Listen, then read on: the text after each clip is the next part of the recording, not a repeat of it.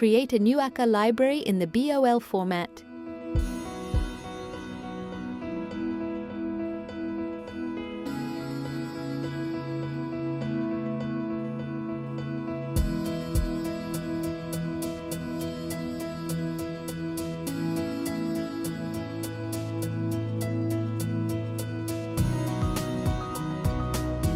You are offered with a predefined structure for various objects.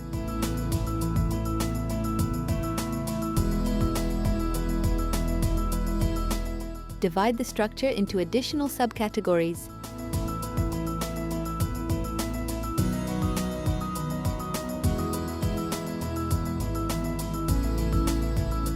Upload a single element or a folder of BIM object library elements.